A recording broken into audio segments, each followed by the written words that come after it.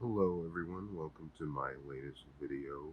Today I'm going to go over the Gungan battle pack that I've designed. So this was kind of inspired by the new 501st Legion Troopers set, or battle pack as some people refer to it.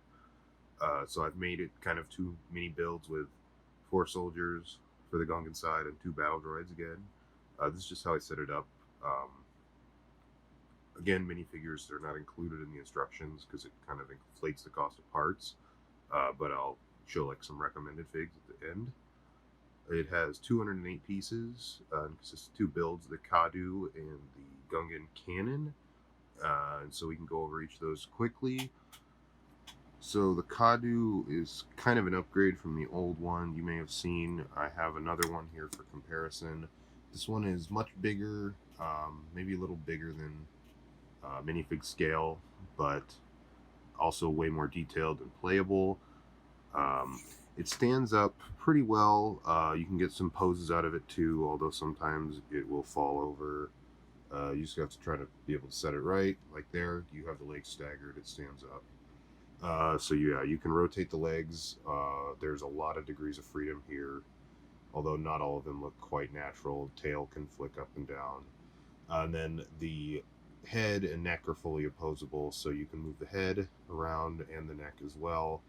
Um, Technically, you can move this forehead piece, but it's kind of clamped in there for position. These are the eyes here. You can also have like a saddle for the rider, so the rider can just sit right down there with 2 studs and comes right off pretty easily. Yeah, so that's the Kaadu part.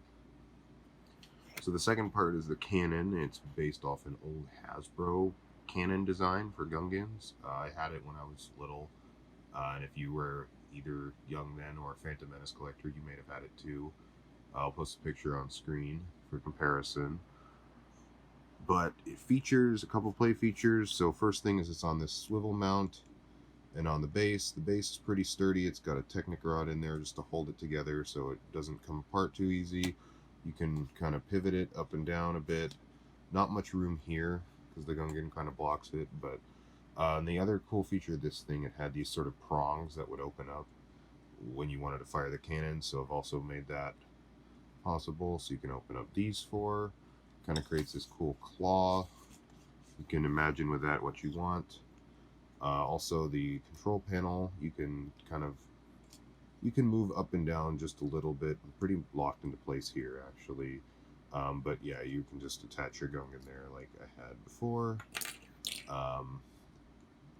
Yeah, so and it's also got some stud shooters. That's the other thing. So I just added on each side, 1, 2.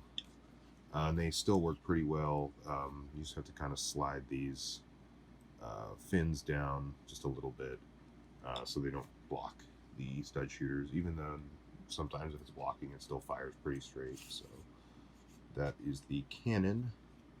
Another thing, if you want to, you can also choose some different color variations. Originally, I tried this in olive green, but it was just more expensive, so I decided to change it to sand green. Also, the brown bricks here could be reddish brown instead of dark brown. That's just up to you. So the recommended minifigures for this set are, I have 3 Gungan soldiers and 1 Gungan warrior. The difference being just here's the Gungan soldier, here's the Gungan warrior. The difference just being the print on the torsos and the gloves on the Gungan warrior here. So here I have 3 Gungan soldiers, 1 Gungan warrior, although you could also swap out one of the Gungan soldiers for Captain Tarpals if you have him too.